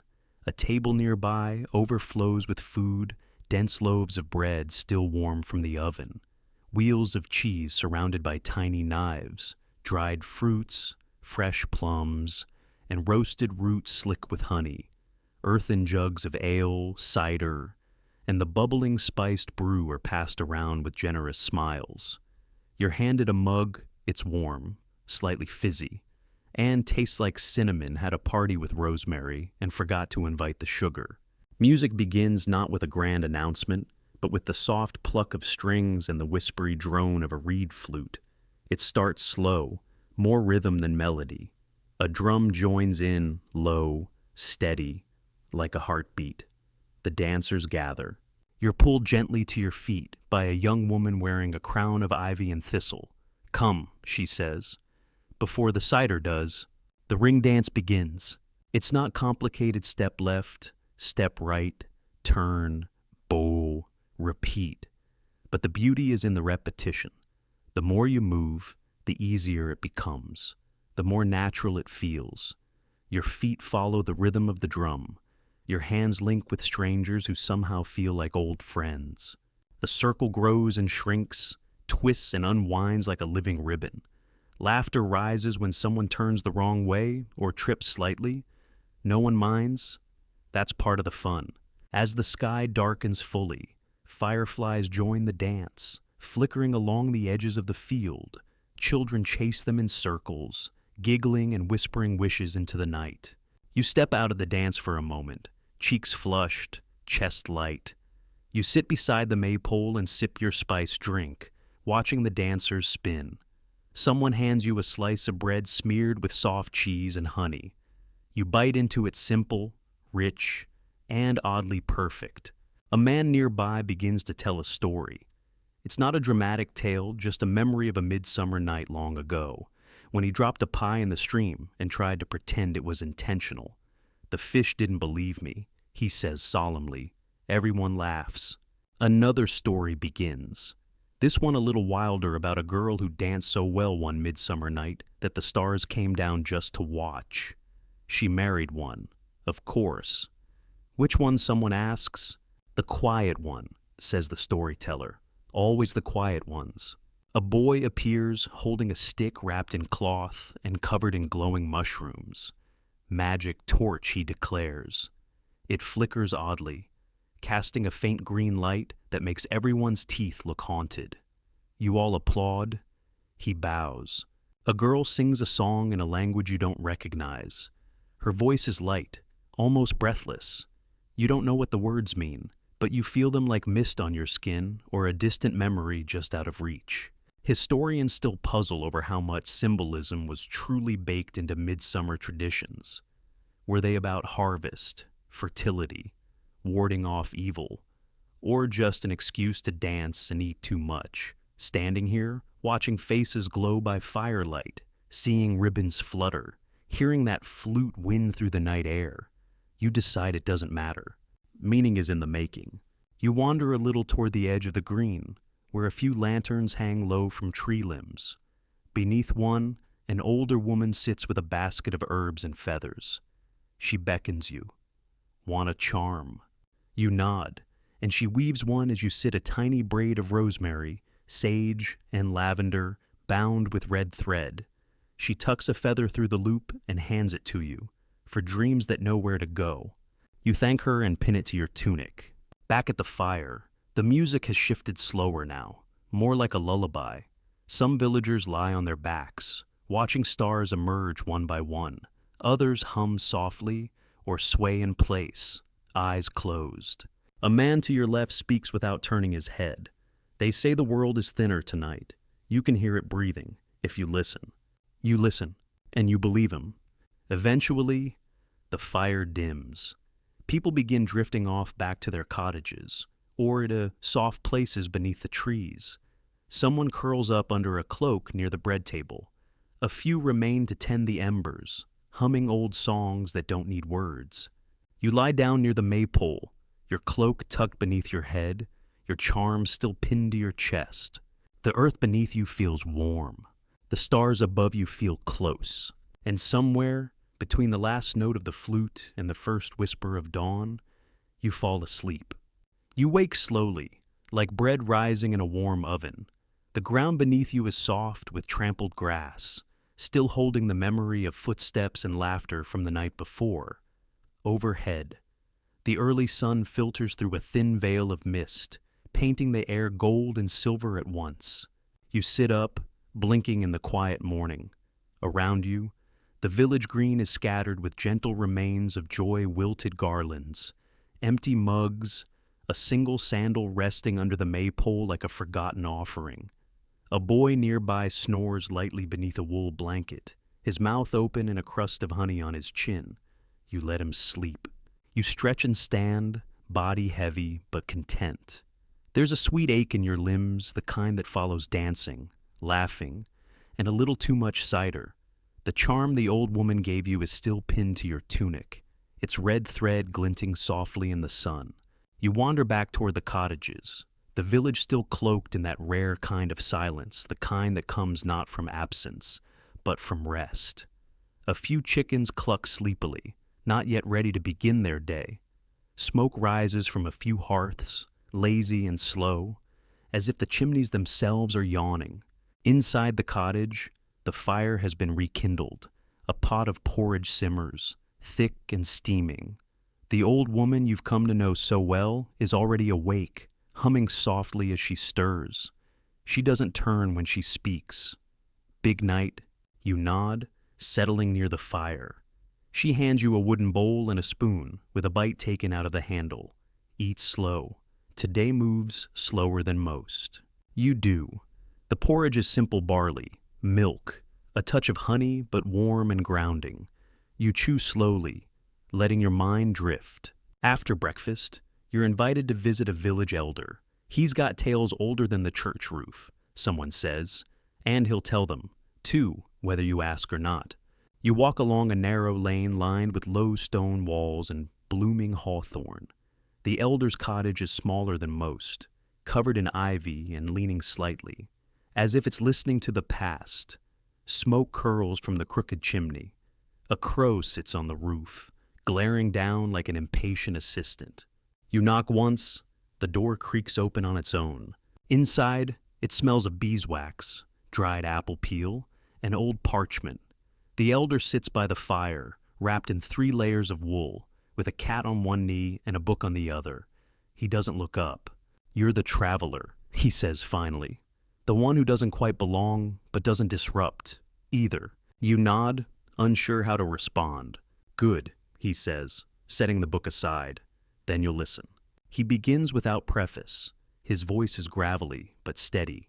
He tells stories of the village before it was the village, of standing stones that hum in the wind, of a tree that once wept milk, of a woman who rode a fox across a frozen lake to deliver twins born with teeth. You blink, he raises an eyebrow. Too much. No, you say quietly, just enough. He talks about the Normans, about how the land changed under new lords. The sheep didn't care, he adds, but the people did. He speaks of harvests and famines, of kings that never came and storms that always did. History, he mutters, is mostly weather and memory. Then, quite suddenly, he stops. That's enough. He says, "You're full now." And he's right. You leave with your mind buzzing, full of strange names and places, unsure what was real and what was legend, but somehow not needing to know. You walk back through the village, past children now awake and playing a game with sticks and stones. A girl runs past with a flower crown half fallen over one eye. She shouts something that sounds like magic. At the stream, you see women rinsing the last of the midsummer linens. The garlands have begun to dry, their colors fading into something more muted but no less beautiful. You sit nearby, the sound of the water soothing, the scent of wet grass rising around you. A woman begins to sing a quiet song, a lullaby, perhaps, or a prayer. It drifts like mist. Later, you help carry some of the festival's remains back to the barn, extra garlands, leftover mugs, a tray of pastries mysteriously missing only their tops. The mice throw their own party, someone says with a grin. By midday, most signs of the celebration have been tidied away. But the feeling remains. Something light and warm has settled over the village, like dust from a story well told. You return to the cottage for a brief nap. The mat beneath you is cool and comforting, and the hum of distant chores acts like a lullaby. Your fingers still smell faintly of rosemary and wax. Historians rarely write about the day after festivals, the quiet joy, the way the world feels softer. But here, its clear memory needs space to settle, and the village honors that. As you drift off, you think again of the elders' words. History is mostly weather and memory, and in this moment, both are kind. The sun is high and bright when you step into the weaving shed, where the air hums not with noise, but with the steady rhythm of motion. It's tucked behind a row of cottages, its open windows framed by climbing beans and wild roses. Inside, everything smells of wool and wood lanolin, dry grass, and a faint undertone of dust that has seen more than one generation. Today, you'll learn the art of wool and weaving. You're greeted by a pair of sisters, one older, hair streaked with silver, the other younger, with nimble fingers and a laugh that arrives before her sentences do. "Come to tangle your hands in string," the older one asks, gesturing to the loom with a sly smile. "Don't worry, the strings will forgive you." They lead you to a wooden bench beside a large upright loom. It looks more like a strange wooden gate than anything else, strings stretched taut across the frame, like harp strings without sound. Your guide lifts a spindle and flicks her wrist. The spindle dances in the air, turning fleece into thread with a motion as hypnotic as the village bell at dusk. She hands you a handful of wool clouds, soft and slightly warm, as if it remembers the sheep. "This one came from Ilda," she says, pointing to a sheep in the yard. "Stubborn, but good-hearted.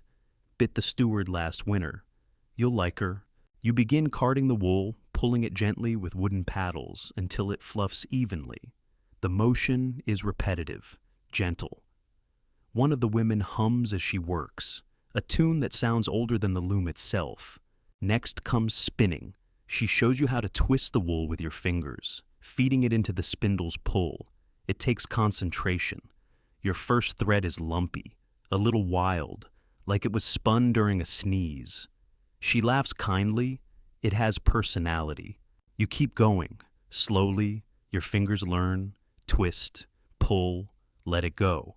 The wool becomes string, the string becomes thread. It's not fast, but nothing here needs to be. As you spin, the conversation around you flows like the wool soft, tangled, but somehow smooth. 'They say red thread keeps away bad luck.' One woman says, 'They say blue keeps away bad husbands.' Another adds, You glance at the yarn you've made an uncertain shade somewhere between storm cloud and pigeon. What does this color protect against? They think for a moment, probably reality. You laugh. Nearby, another girl is working at a backstrap loom. She weaves faster than your eyes can follow, one thread over, one thread under, back and forth, until a pattern begins to form simple stripes, then diamonds, then something that looks like waves on a lake. You ask where she learned? My mother, and probably her mother's goat, she says. A moment later, she adds more seriously. It's all passed down. The motions, the mistakes, the secrets. She shows you her own little trick, how she hides knots behind a tight line, how she works a loose thread into a border. Mistakes are just memories, she says. You don't throw them out, you tuck them in. That stays with you? A little boy runs in, breathless, holding a bundle of herbs. For dye, he cries.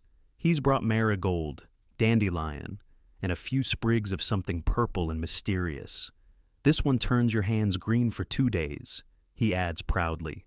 You're shown the dye pot outside a blackened cauldron bubbling quietly over a fire. Fabrics are soaked in bundles, weighted with smooth stones. The steam smells like flowers and firewood and something slightly sour. The colors won't last forever, they tell you, but they'll fade beautifully. You help hang a few dyed pieces on a line to dry. One is a brilliant gold, another a pale rose. The wind lifts them gently, and for a moment they seem to wave at you. Historians often overlook the role of weaving in medieval life, assuming it was merely chore, not craft. But standing here, hands still warm from the spindle, watching sunlight filter through threads made by your own fingers, you feel otherwise. This is memory made visible, work made beautiful. You return to the loom. They let you weave a few rows, your thread crooked, your tension uneven, but the pattern holds. The cloth grows. See, the older sister says, the loom is forgiving. It only asks that you keep showing up. Later, you break for a small meal, bread with soft cheese, a few slices of apple, and a sip of nettle tea. You eat slowly, watching the threads dry in the wind, knowing some of them will soon become sleeves, skirts, or even banners for the next celebration. A little girl hands you a scrap of cloth. You made this, she says. It's barely more than a square, uneven at the edges, but still whole. You fold it carefully and tuck it into your pocket. It feels like carrying a smile. As the sun begins to dip, the sisters pack away their tools, spindles into baskets, wool into sacks, the loom covered with a cloth that's half woven. We'll finish it tomorrow, they say. You walk back slowly, your fingers still tingling with the pull of thread. In your pocket, the cloth square is warm from your hand. The village around you hums with its own quiet weaving voices crossing paths. Chores becoming stories, threads binding days together. And tonight, you are one of them. You wake to a soft tune floating on the windlight, wistful, with notes that seem to spiral through the air like wood smoke. It's not the usual sounds of chores or roosters. This melody drifts from beyond the village edge, unfamiliar but welcoming, like a story you've never heard but somehow recognize. A traveling minstrel has arrived. Word spreads quickly, not through shouts, but in soft murmurs passed over fences and through open doorways. He's here. The bards come back. With new songs, they say. You follow the flow of quiet excitement toward the green, where the villagers gather around a makeshift stool already draped in a faded red cloth. The bard stands at its center, adjusting the strings of a lute that looks older than the church bell. His cloak is patched but clean, his boots dusty, his eyes crinkled with the kind of joy that comes from long roads and good company. Around his neck hangs a tiny tin whistle. A dagger rests at his side, not for danger, he says, but for slicing apples. He plucks a few testing notes and looks around. Mind if I borrow your ears a while? You all nod. There is no fanfare, no coin collected, just the promise of a tale. He begins with a song soft, measured, with a refrain that repeats like breath through forest deep and sea so wide. I carry tales, not things to hide. The melody is gentle, never rushing. It wraps around you like wool on a windy day. His stories follow. There's one about a knight who fell in love with a baker's daughter because of her bread, not her face, or her fortune, just her bread. Another about a talking goose who tricked a king into trading his crown for a really excellent hat. Each story is told with care, but never reverence. There's a sparkle behind every word, a wink tucked into every stanza. He knows his audience.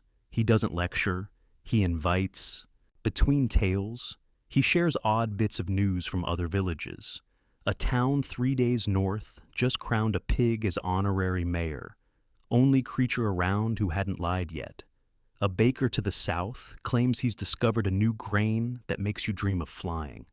Only downside your feet, forget how to walk for a few hours. You ask him if any of it is true. He smiles.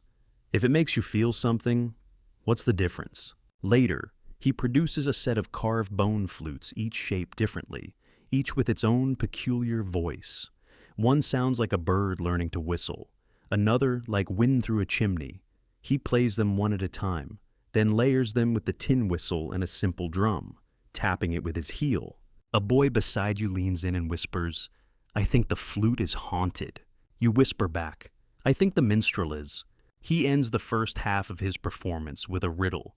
No eyes have I, but see I must. No hands I have, but still I trust. I turn the world, but stay in place. What am I? You guess the moon. Someone else says a wheel. A girl says, "My aunt on festival night." He laughs and gives no answer. Food is shared. A few mugs of cider passed quietly. The bard accepts a slice of pie with ceremonial seriousness. I travel for tales, he says, but I stay for pastries. Then comes the part everyone waits for, the tale with no name. A story he claims he never tells the same way twice. Tonight.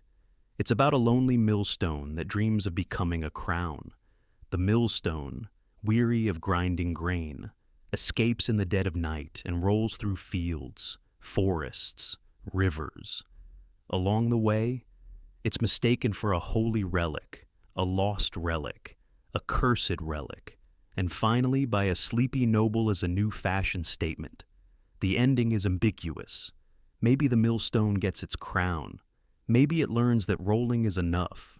The bard finishes, leans back, and lets silence fall for a few long seconds. Then, that one's for those who don't quite know where they're going, but are tired of standing still. No one speaks for a while. Historians often debate the influence of wandering bards.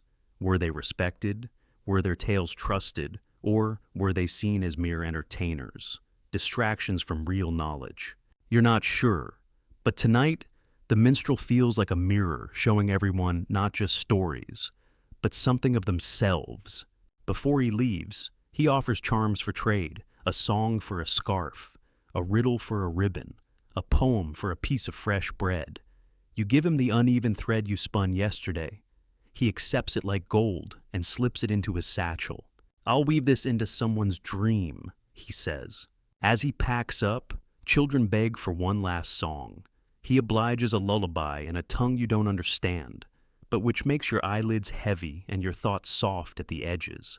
The villagers disperse quietly. No one claps. That's not the way here. Back at your cottage, you lie down and listen to the last note still echoing somewhere in your memory. The bard is gone by morning, but his stories stay. The air today is thick with bee-song and the smell of ripening fruit. You follow a winding path through the village, drawn not by bells or voices, but by the whisper of leaves and a sudden burst of laughter coming from under the great oak tree. The oak is older than the village, or so the stories say. Its trunk is thick and gnarled, split in places like it once survived lightning, or perhaps was born from it. Children climb among its branches, careful and wild all at once. Beneath its canopy, shade spills like cool water over the grass. This is where villagers gather on slow days, when no urgent work calls, and even the cows seem content to chew with less enthusiasm. You arrive to find a few woven mats laid out, baskets of gooseberries and plums half eaten, and a few neighbors leaning against the roots with the relaxed sprawl of people who know how to pass time well. You sit, stretching your legs, and lean your back against the tree. The bark is warm from the sun, rough but not uncomfortable. A breeze stirs above, and the leaves respond with soft applause. A group of children dart past, chasing each other with sticks and shouts of, "You're the dragon." "No, you are." "I'm the wizard," obviously. One boy carries a lid like a shield and has stuck feathers in his cap. A girl announces, "I just invented invisibility," and promptly walks straight into a berry bush. You chuckle. Someone beside you, a man polishing the handle of a spade, smiles. "I used to be the dragon," he says, "but now I just guard the berries." Under the tree, everything slows. A woman unrolls a large cloth and begins telling a story, not a performance, just a memory. "When I was little, the old oak dropped a branch big enough to make a canoe. We tried, but it floated sideways. Ended up a chicken coop." Another recalls the spring when bees swarmed the tree. Didn't sting anyone, just sang for 3 days. A third, older woman nods thoughtfully.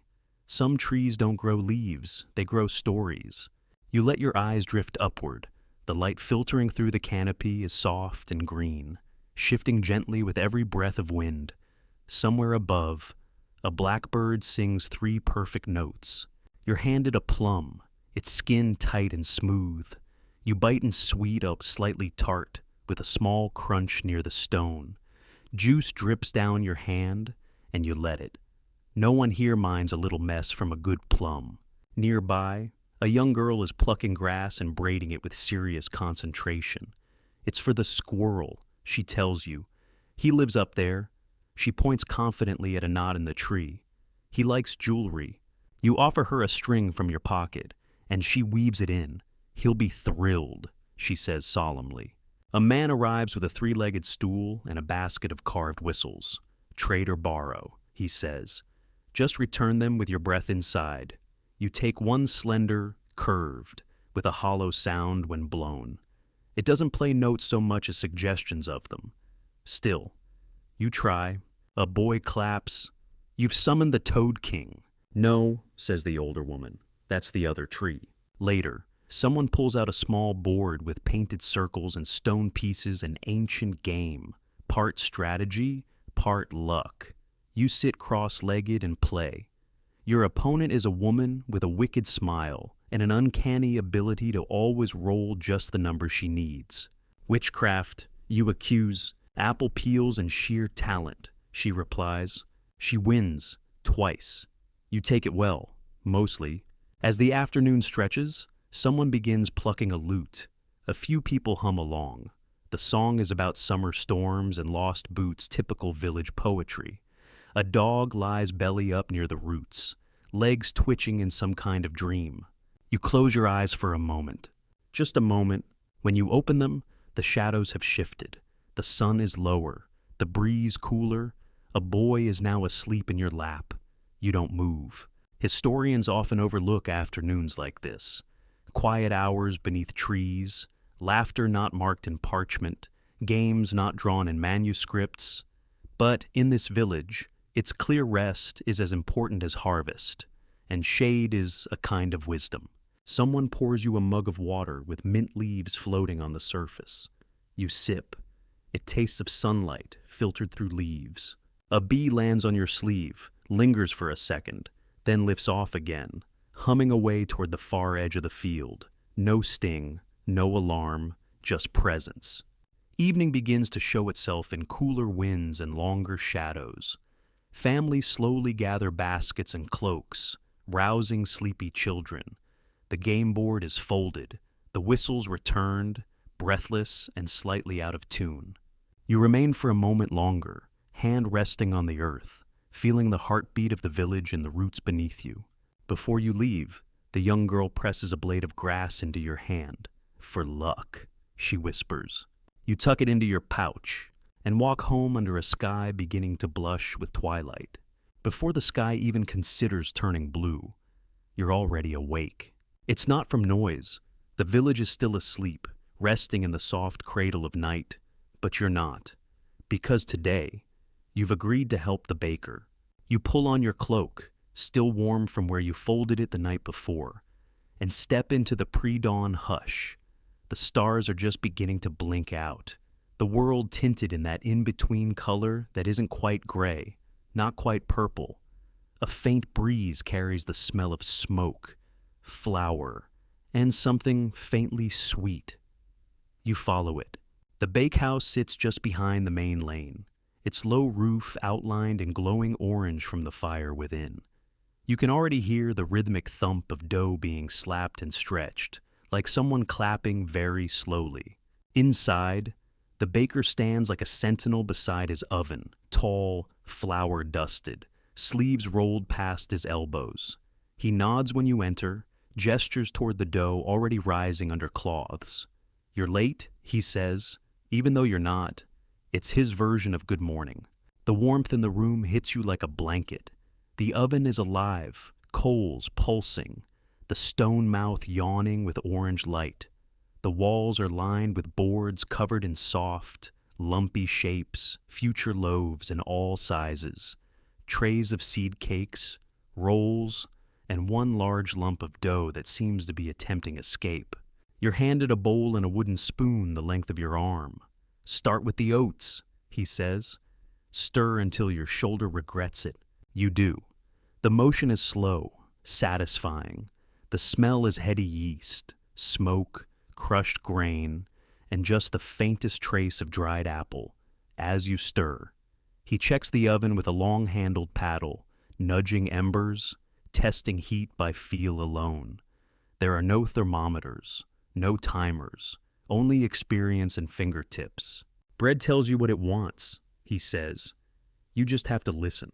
You knead dough on a large wooden table. The surface is scarred with years of work scratches, burn marks, the faint outline of a heart carved into one corner. You press the dough with the heels of your palms, fold it, press again, over and over. The rhythm is grounding. You lose track of time. Outside, the sky begins to lighten. A rooster crows half-heartedly. Somewhere, a cart creaks to life. The baker hums a tune as he shapes loaves, round ones, long ones, a few that look like small braided ropes.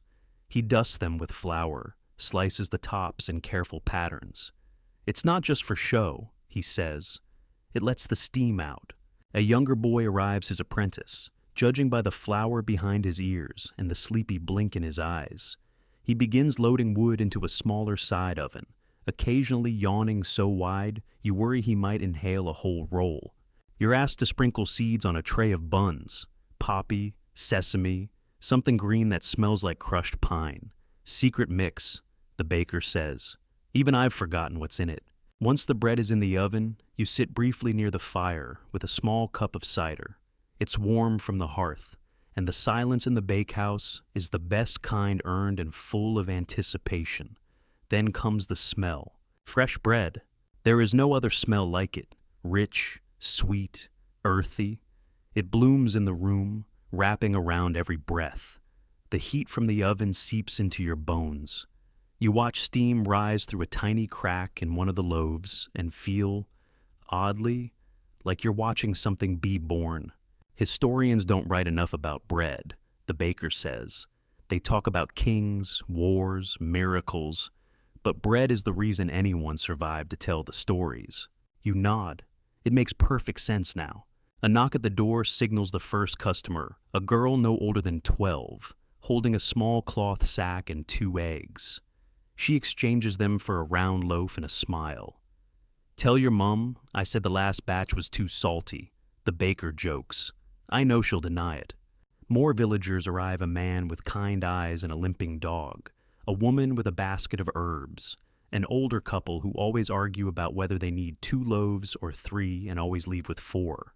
You help wrap the bread in cloth, still hot to the touch. The exchange is simple: eggs, milk, honey, once even a carved button shaped like a goose. Money rarely changes hands. Trust does.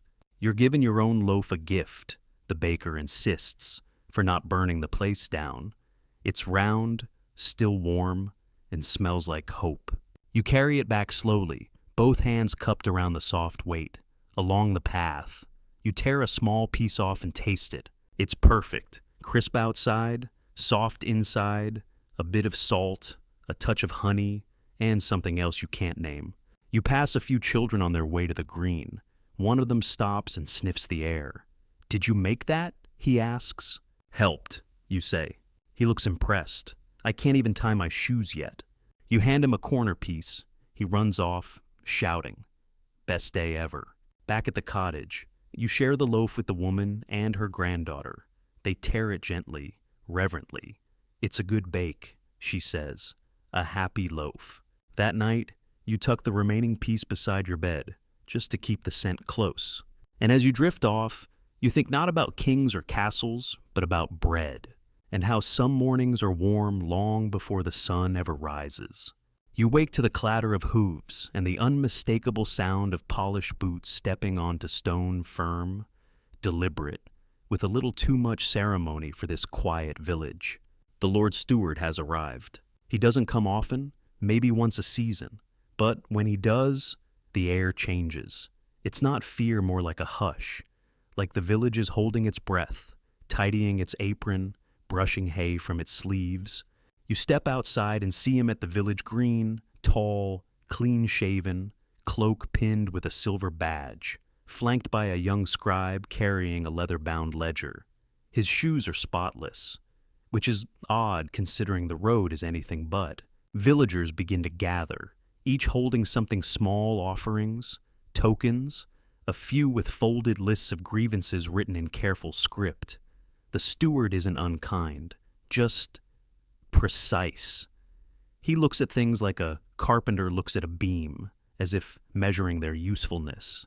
You take a place near the back, beside a barrel that smells faintly of cider and regret. From here, you can observe without being observed. "Let's begin," the steward says, pulling a quill from his satchel like a knight drawing a sword. First, the survey. 10 new piglets, he asks, not looking up. 12, corrects a woman with proud eyes and muddy boots. He raises an eyebrow. 2 unregistered. She shrugs. They arrived late. He nods, writes 12 with a tiny sigh, then moves on. Next thatching requests, fence repairs, a small disagreement over grazing rights. He listens, but quickly. His hand moves faster than his ears. Then comes the tax accounting. A few groans. Not loud ones, just the sound of air deflating from a room. You watch as coins are placed in a wooden tray, small, dull, worn from travel. Not everyone pays with silver. Some offer wool, dried herbs, baskets of eggs. One man presents a carved stool. "Maple," he says, tapping it. The steward inspects the legs, runs his hand along the seat, then nods. "Fair?" The scribe records it under goods in lieu. You wonder how that column compares to the coin one. A strange item appears, a bundle of feathers and string. "What's this?" the steward asks. "A dream net," replies a boy, grinning. "Keeps the bad ones out, or traps them for study. Depends on the night." The steward doesn't smile, but he adds it to the list. Historians debate how rural taxation worked in practice, whether peasants resented their lords, whether stewards were corrupt, whether the system bled villages dry. Here, it's clear it's not cruel, but it's not gentle either, just necessary, like winter, like rain. The steward pauses once to take a sip from a flask handed to him by a passing girl. His expression shifts slightly surprise, then approval. "Who brewed this?" "My gran," the girl says. "She says it helps with memory." The steward nods. "I'll need a jug for next time." That's not a request. Someone behind you whispers, "She'll double the price now." The morning continues. A woman asks for a new loom. A boy requests a goose with opinions. The steward jots it down, deadpan. The scribe stifles a laugh. Then comes the quiet request. An old man approaches, holding nothing but a small wooden box. My son, he says softly. Gone last winter. I'd like his name recorded. The steward nods, no fanfare, no question, and writes slowly. The box is placed on the table. No one asks what's inside. Afterward, you're surprised when the steward walks the village paths, visiting cottages, looking at fences and carts, asking questions. His tone is formal, but not distant. He touches the thatch of a roof, tests the hinges of a barn door, smells a pot of drying herbs with raised eyebrows. He asks you what you've learned here. You hesitate, then say, patience, bread, the power of a good stool. To your shock, he chuckles. All useful? He stops near the blacksmith's forge, eyes the new hinges hung on a cottage door. Well done, he mutters. You're not sure if it's to himself or the house. Before leaving, the steward addresses the villagers again. The manor expects your offerings by Michaelmas, he says. But if the river floods again, let us know early. It's a rare gesture of flexibility. He mounts his horse. The scribe scrambles after him, ink still drying on the ledger. As they ride away, a small crowd gathers to discuss everything he did and didn't say. He looked taller this time, someone says. No, just cleaner. Same thing. You walk slowly back to the cottage, the sun now high, the world back to its usual rhythm. The steward's visit was a ripple, not a wave. Still, it left impressions. Inside, you sit at the table, beside the hearth. You run a finger along the surface of the wood and wonder how many lists, tallies, and stories it has heard. Not all power wears crowns. Some wears spotless boots and carries a quill, and then leaves quietly, with just enough left behind to stir the air. It begins with the scent of crushed rosemary. You follow it through the village, past hens scratching near the well, past a boy unsuccessfully attempting to train a duck, and toward the cottage on the hill, the one with herbs hanging in thick bunches from every rafter, eave, and fence post, lavender, yarrow, sage, elderflower.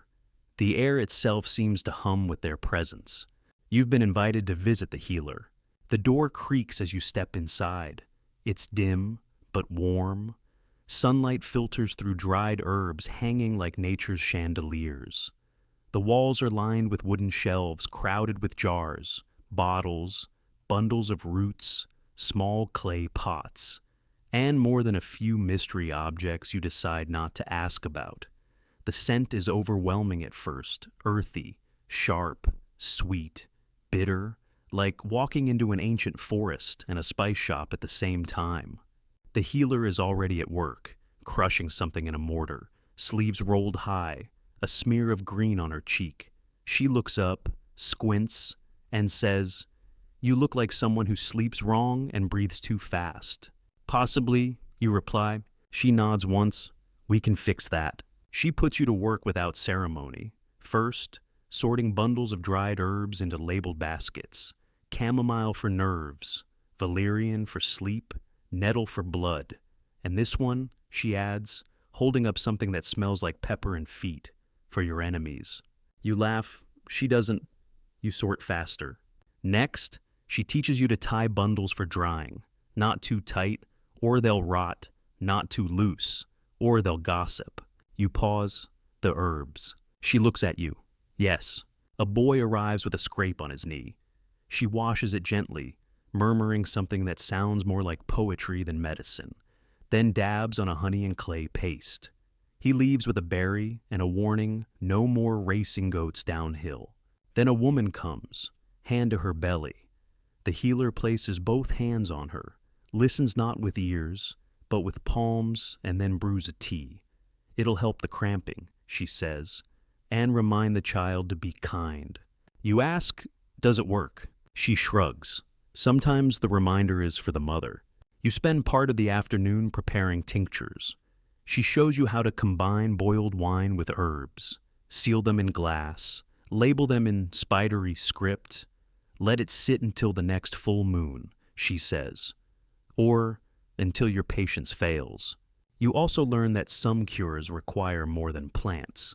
She tells you of dream cures sleeping with elder leaves beneath your pillow, or burying a stone with your fear scratched into it under the threshold of someone you trust. Not every ailment lives in the body, she explains. Some dig deeper. A strange package sits on one shelf wrapped in beeswax cloth and tied with thread made of twisted hair. You point. That, she says, a hedge charm for travel. Does it work? Once, it got a man halfway to York.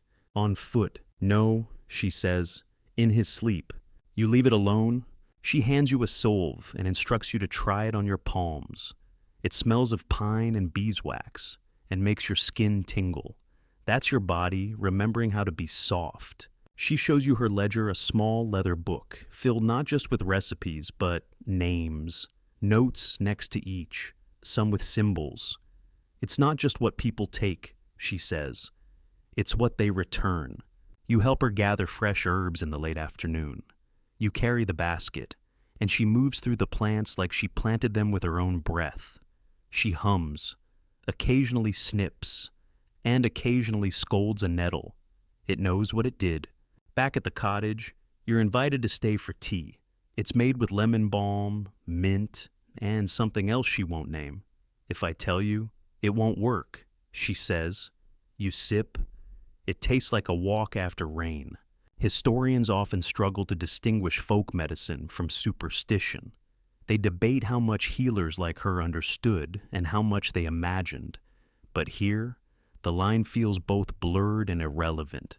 She heals because people return, because stories say she did, because the village believes. As dusk falls, she gives you a small pouch. Lavender and thyme, she says. Hang it near your bed, or burn it if you need courage in the morning. You thank her. She nods once, already turning back to her mortar. Outside, the sky is streaked with rose and ash. Crickets begin to sing. You return to your cottage, fingers stained with plant oils, head full of remedies and riddles. You hang the pouch by the window, inhale deeply, and feel something shift in your chest. Not fixed, not cured, but soothed. Rain begins with the sound of gentle tapping, soft fingers drumming on the thatch roof above your head. You stir, but slowly, in no hurry to leave the warm cocoon of blankets and linen.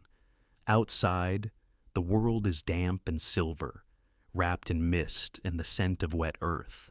Today will be quiet. You sit up and listen. No footsteps in the lane, no shouting boys, no clatter of hooves, just the rhythmic tick-tick-tick of raindrops on stone and wood and leaf. You move through the morning without urgency. The hearth is already warm. Someone must have risen earlier than you, poked the embers to life, and left the pot of porridge just close enough to heat. You ladle a portion into your bowl, sprinkle in a few dried berries, and take your time. Even the spoon moves slower today. The old woman in the cottage smiles when you yawn. Rain days are for remembering, she says, or for sleeping, whichever comes easier. You sit by the window, watching rivulets trace paths down the glass. The fields beyond the village blur into watercolor greens and grays melting into one another. You see a figure move along the path, cloaked and hooded, a woven basket tucked beneath one arm. Even the ducks, normally so opinionated, waddle in a kind of gentle procession. Today's only task, it seems, is stillness. In the chapel, a bell rings just once, gently, a call not for urgency, but for peace. You pull on your cloak and walk through the rain. The chapel is small, barely more than a single room, with a simple wooden cross and rows of benches smooth from years of elbows and whispered prayers. You enter, and a hush settles over you like an extra cloak. Candles flicker in their holders, each flame steady in the still air. The scent of beeswax, old wood, and a touch of frankincense drifts gently. You find a seat in the second row, beside a window streaked with rain. Others enter, one by one. No sermon today, just quiet. The priest, an older man with hands that look more like a farmer's than a scholar's, simply nods at the gathered villagers. He opens a book not to read aloud, but simply to hold. His eyes scan the pages as if the act of looking brings comfort. A few people bow their heads. One woman softly mouths a psalm, A child stares at the candlelight, utterly entranced. The silence in the room isn't empty. It's full of breath, of presence, of unspoken thoughts. You let your mind wander. You think of the baker's oven, the weight of warm bread in your hands, of the sound of cloth being spun on the loom, thread twisting between fingers, of the stories under the oak tree, of music beneath lanterns, of names written in ledgers, in dirt, in memory. The rain intensifies slightly, drumming harder on the roof, but inside, it only makes the candlelight feel warmer. After a while, the priest closes the book and gently says, "Peace to you all." No fanfare, no blessing shouted, just that. Outside, the rain has softened again. The air smells clean, like stone and rosemary and something new growing just beneath the surface. You walk slowly back through the village. Most doors are open just a crack. People wave as you pass. A girl holds out her hand to catch drops, then licks her palm and wrinkles her nose. "Tastes like roof," she says. Back at the cottage, the granddaughter is setting out cups for tea, mint and lemon balm, she says, and a drop of honey. But don't tell Gran. You both laugh. You sit by the hearth, wrap your hands around the warm mug, and listen as the rain continues soft, steady, unbothered.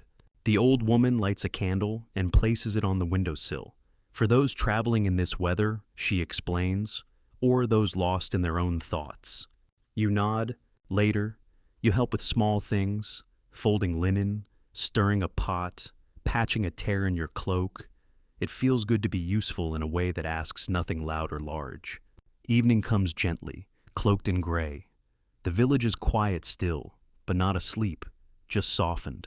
You light your own candle as the last of the light fades. You watch it flicker, steady and strong, against the dark outside. Historians might skip over a day like this. No battles, no feasts, no declarations, but this is history too. A day when nothing needed to happen, and everything still did. Morning breaks quietly. The rain has passed, leaving the world washed and bright. Puddles shimmer in wagon ruts, and the rooftops glisten like slate jewels. The sky is pale blue, edged with streaks of soft gold. It's the kind of day that doesn't announce itself. It simply is, steady and sure. You step outside and take a deep breath. The air smells of damp earth, cut grass, wood smoke, and something sweet apples, maybe, or drying grain. The village moves with gentle purpose, not slow, not rushed, just balanced. Today is the last day of your time here, though no one says it out loud. There are no goodbyes, no farewells folded into formality, only the comfort of routine, the small gestures that mean more than words. You help carry baskets of dried herbs to the storage loft. You stack firewood with the baker's apprentice, who mutters jokes under his breath that get funnier the less you understand them. You sweep out the corner of the forge, where a lone feather somehow ended up between a barrel of nails and a pile of horseshoes. At midday, the old woman hands you a bowl of lentil stew, thicker than usual, with a generous hunk of brown bread. She doesn't say anything, just sets it down in front of you and pats your shoulder. You both know what it means. The girl, the granddaughter, gives you a charm. It's a small pouch tied with blue thread, stuffed with dried mint, thyme, and a single gray pebble, for wherever you go next, she says, in case it doesn't smell as nice there. You laugh, but tuck it into your pocket with great care. Later, you return to the oak tree one last time. It waits patiently, as always, as if it knew you'd come. You sit beneath its canopy, watching sunlight filter through its leaves and dancing shapes. A few children run past, chasing each other with sticks and singing something loud and off-key. A woman sits beside you without asking, her hands busy mending a torn satchel. "You'll remember this place," she says after a long pause, not looking up, even when you think you've forgotten. You nod. As the sun sinks lower, the village begins to gather, not for a feast, not for a festival, but for a shared evening, a soft one, a quiet one. Someone brings out a small flute, another a worn stringed instrument. A few people begin to hum. No one makes a speech. No one says you're leaving. But someone hands you a cup of cider. Another hands you a piece of honeycomb wrapped in cloth. To keep sweet, she says. The fire is lit in the center of the green, low and crackling. Sparks drift lazily into the cooling air. The smell of smoke, wildflowers, and wool wraps around you like a memory already forming. You sit with them, this strange family who never asked where you came from, only what you could carry, stir, mend, and share. A boy sits beside you. You'll come back, he says, as if stating a weather fact. Maybe, you say. He shakes his head. You left your shoes behind. You look down. He's right. Your shoes are gone, in their place. The grass is cool beneath your toes. You don't ask questions. The stars come out, one by one. Someone begins a lullaby. Another joins in, then another. You lie back, listening. It is the same song you heard on your first night here. It is different now. At last, the village begins to scatter, lanterns blinking out one by one. Someone places a folded cloak over your shoulders. Someone else presses your hand gently and slips away. You return to the cottage. The fire has burned low. The bed is made. Before sleep, you place the herb pouch beside your head and your last piece of bread beside the window, just in case the village fox comes calling. You close your eyes, and the sounds of the village settle into your chest. The flap of linen, the whistle of kettles, the laughter of children, the hush of leaves, the echo of your own footsteps on a dirt path that never really ends. And so, the year in the village closes not with a bang, but a breath, a soft, slow, grateful breath. In the end, it wasn't the battles or the kings, not the great fires or the noble proclamations, that stayed with you. It was bread passed hand to hand. It was thread spun while singing softly. It was the smile of a stranger who simply accepted your presence and said, without words, you belong here too. This village, a corner of the world that history often skips, was never silent. It spoke in rhythms, firewood splitting, stew simmering. Stories passed between neighbors like woven cloth. You didn't just see it, you felt it, carried it, let it shape your days. The world moves fast now, but you've touched something slower, gentler, wiser. If you ever need to return, close your eyes. The path is still there. The oak tree waits, the bread rises, the water sings over stones. Now, dear listener, I'd love to know, what part of this story stayed with you? Was it the bread, the blacksmith, the rain, or something else entirely? Let me know in the comments, and please tell me, where are you listening from, and what time is it for you? If this gentle journey helps soothe your mind, please like and subscribe for more bedtime history. Like this, your support keeps this village alive, one dream at a time. And now, as you drift, let the last light fade. Let the warmth linger. Let sleep find you gently, like dusk slipping through the window. You are safe. You are home. The end of the script. Sweet dreams.